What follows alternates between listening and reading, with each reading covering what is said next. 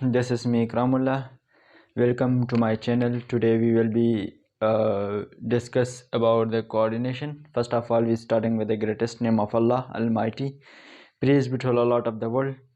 आज हम पढ़ेंगे कोऑर्डिनेशन के बारे में पढ़ेंगे कि what is the coordination. Coordination सबसे पहले हमने कोऑर्डिनेशन के बारे में जाना होगा। ये हमारे पास जो है ये चैप्टर नंबर 3 है क्लास 10 की चैप्टर नंबर 3 है कोऑर्डिनेशन। सबसे पहले हमें ये जानना होगा कि what is the coordination. Coordination क्या है? जब कोऑर्डिनेशन उसको बोलते हैं जब कोई एक जिस्म की सारे आर्गन कंबाइन होके एक फंक्शन दे, उसको हम कोऑर्डिनेशन कहते हैं। यानी जिस्म की जितनी भी पार्ट्स है वो सारे मिल के फंक्शन में काम करे, इसको हम कोऑर्डिनेशन कहते हैं। फॉर एग्ज़ाम्पल हमारा ब्रेन, आई, हैंड्स, लेग्स, ये सब जब हम एक काम करते हैं तो ये सब इस काम में प्रेजेंट हो, इसको हम कोऑर्डिनेशन कहते हैं। फॉर एग्ज़ाम्पल मैं एक बंदे के साथ, हमारा एक मेहमान आ गया, मैं उसके साथ हाथ मिलाता हूँ तो हाथ के बजाय मेरा पाँव जाएगा उसको, तो ये कोऑर्डिनेशन नहीं है क्योंकि आपका जिस्म जो कि आपकी ब्रेन उसके साथ नहीं है। इस तरह सारी जिस्म की सारे पार्ट कंबाइन होके फंक्शन को सारे एक फंक्शन में सारे पार्ट कंबाइन होते हैं, तो इसको हम कोऑर्डिनेशन बोलते हैं। तो कोऑर्डिनेशन की कुछ डेफिनेशन ये है कि working together of body parts and harmony in order to provide smooth function of the body। Harmony उसको कहते हैं कि जब उसको कहते हैं कि इसकी जिस्म में कोई काम की ज़रूरत हो या ना हो, लेकिन कोऑर्डिनेशन ऑलरेडी होगा। हार्मनी यानी एक जिस्म की बॉडी पार्ट्स, इसके हार्मनी यानी जिसमें काम की ज़रूरत हो या ना हो जिस्म के लिए, तो सारे काम इन ऑर्डर यानी सारे स्मूथ फंक्शन में। किस तरह स्मूथ? जब मैं ये इस तरह चलता हूँ तो ये हमारे स्मूथ फंक्शन है। अगर मैं आगे चलने के बजाय पीछे चल रहा हूँ और स्लो चल रहा हूँ, ये स्मूथ फंक्शन नहीं है, ये कोऑर्डिनेशन फिर कोऑर्डिनेशन नहीं होगा। कोऑर्डिनेशन में सारा जिस्म की सारे पार्ट एक काम करने में इकट्ठे हो जाए, इसको हम कोऑर्डिनेशन बोलते हैं। फॉर एग्जांपल मैंने यहाँ पे एक मिसाल लिखा है कि रनिंग टास्क। जब हम दौड़ते हैं, जब हम रनिंग करते हैं तो हमारा क्या होगा, टास्क क्या होगा कि फासले को आगे फॉरवर्ड होना। जब हम रनिंग करते हैं तो ये हमारा टास्क है, हमारे पास एक टास्क है रनिंग। इसके लिए जब हम ज़्यादा दौड़ते हैं तो हमारे पास ये लंग्स जो है इसमें ज़्यादा जो कि लंग्स ज़्यादा काम करते हैं। लंग्स जो है वो ब्रेन को मैसेज देता है कि आपने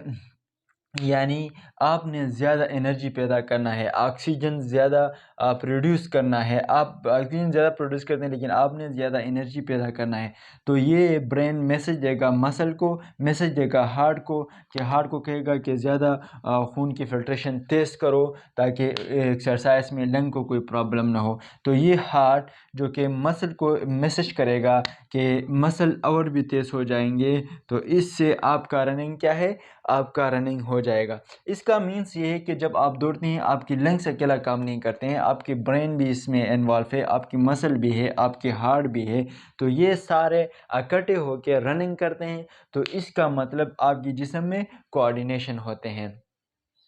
अब हमारे पास कुछ फैक्टर है जिससे हम जो कि मैसेज ब्रेन तक पहुंचते हैं, मैसेज लंग तक पहुंचते हैं, मैसेज जो है मसल तक पहुंचते हैं, मसल हार्ट तक पहुंचते हैं।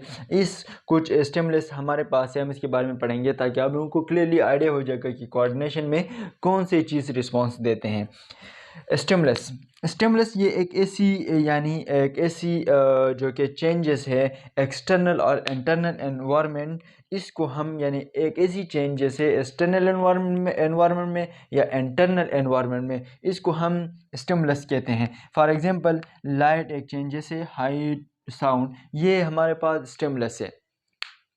दूसरा हमारे पास रिसेप्टर यानी जो आर्गन या सेल जो कि स्टिमुलस को रिसीव करते हैं। फॉर एग्जांपल किस तरह, जब स्टिमुलस लाइट है, साउंड है एंड क्या है, हीट है। फॉर एग्जांपल जब मुझे एक बंदा आवाज़ देता है तो मेरे कान ने उस आवाज़ को सुना। ये मेरे कान जो कि स्टिमुलस आवाज़ स्टिमुलस होगा, और मेरे कान ने जो सुना है कि मुझे से कोई पूछता है कि तेरा नाम क्या है, मैंने कान ने सुना, तो मेरा कान जो है वो रिसेप्टर है, उसने स्टिमुलस को क्या किया, रिसीव किया, यानी उसकी आवाज़ को रिसीव किया। तो फिर इसके ये क्या होगा, यानी इसमें आइज़, ईयर, स्किन, नोज़, यानी कोई फॉर एग्जांपल आइज़, जब हम लाइट देखते हैं तो लाइट एक क्या है, लाइट एक स्टिमुलस है, और आई जो है रिसेप्टर है, मैंने उसको क्या क्या कैच किया। इसके साथ साथ हमारे पास जो है वो है इफेक्टर। इफेक्टर वो चीज़ है जो स्टिमुलस को जवाब दे, इसको हम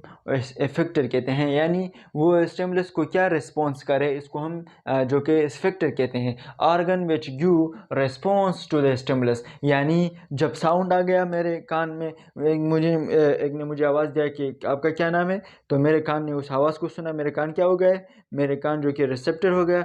अब मैं स्टिमुलस को जवाब दूंगा कि इसको क्या कहते हैं, इफेक्टर कहते हैं। वो स्टिमुलस को क्या जवाब देगा, मैं उसको बताऊंगा कि मेरा नाम इकराम है, तो उसको जो मैंने जवाब दिया उसको क्या कहते हैं, इफेक्टर कहते हैं। और इस इफेक्टर ने क्या किया, स्टिमुलस को रिस्पॉन्स दिया। इफेक्टर हमारे पास फिर टू टाइप्स के हैं, एक हमारे पास है ग्लैंड, एक हमारे पास है मसल। ग्लैंड किस तरह, gland response by the secretion. For example हमारे पास एक थैले हैं, थैले में जो कि चीज़ है उसको इसको रिमूव करें थैले से, इसको हम सिक्रेशन बोलते हैं। तो रिस्पॉन्स ग्लैंड, फॉर एग्जांपल मैंने एक चीज़ खाई, एक मीठा चीज़ खाई या एक मीठा चीज़ देख लिया, तो उसमें मेरे जो है आँख मौत में पानी आ गया, ये ग्लैंड जो है रिस्पॉन्स उसी तरह देगा। और इसे एक मसल है, give response by the coordination, ये मसल रिस्पॉन्स देगा कोऑर्डिनेशन के ज़रिए। यानी ये फॉर एग्जांपल हमारे मसल जो है कंट्रैक्शन के ज़रिए कंट्रैक्शन होते हैं, तो इससे इस कंट्रैक्शन को क्या कहते हैं, मसल, जो कि मसल रिस्पॉन्स देगा बाय द कंट्रैक्शन। हमारे पास मैंने एक यहाँ पे एग्जांपल लिखा है आप लोगों के लिए, ताकि क्लियरली आप लोग समझ जाए कि स्टिमुलस क्या है और रिसेप्टर क्या है और इफेक्टर क्या है। स्टिमुलस फॉर एग्जांपल यहाँ पे एक ये लेमू है, लेमू पे जब लाइट गुजरेगी, तो ये लाइट लेमू पे जब गुजरेगी, ये क्या है, स्टिमुलस है। तो हमारे आँख ने उस लेमू को देख लिया, तो जब हमने उस लेमू को देख लिया, हमें पता चला कि इस पे लाइट गुजरी, वो लाल हो गया है उस पे। तो इसको जब हमने उस पे देख लिया, जब लाइट उस पे गुजरी है, तो हमारे आँख जो है, आँख ये आई है, आई क्या है, ये रिसेप्टर है, क्योंकि मैंने रिसेप्टर जो कि मैंने ऑर्गन जो कि स्टिमुलस को रिसीव किया, यानी मैंने स्टिमुलस को देखा कि लेमू में जो कि लाइट गुजरी है, तो हमने उसको देख लिया, तो हमें पता चला कि ये लाइट है, लेमू पे गुजरी है, तो हमारे आँख क्या है, रिसेप्टर है।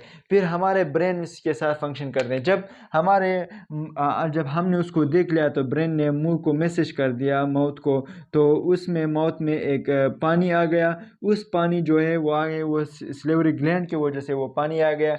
और स्लेवरी ग्लैंड क्या है, उसने उसने स्टिमुलस को रिस्पॉन्स दिया है। तो इसको ये स्लेवरी ग्लैंड जो है, ये क्या है, ये इफेक्टर है। यानी जब हमने लेमू पे लाइट देखा आई ने, तो ये रिसेप्टर है, लाइट स्टिमुलस है, और जब माउथ में पानी आ जाना माउथ में, तो ये स्लेवरी ग्लैंड की वजह से, और ये क्या है, ये इफेक्टर है। आज हमारा जो कोऑर्डिनेशन एंड कंट्रोल जो था, कोऑर्डिनेशन फिर हम कल इंशाल्लाह उसके बारे में पढ़ेंगे। कोऑर्डिनेशन टू टाइप्स के, एक nervous coordination and chemical coordination. Nervous coordination जो कि ह्यूमन के नर्वस सिस्टम है, इसके बारे में इंशाल्लाह कल हम स्ट्रक्चर भी बनाएंगे। और केमिकल कोऑर्डिनेशन क्या है, इसके बारे में पढ़ेंगे। लेकिन मेन कोऑर्डिनेशन जो है, यानी जिस्म की ऑल पार्ट्स कंबाइन होके एक फंक्शन में काम करे, इसको हम कहते हैं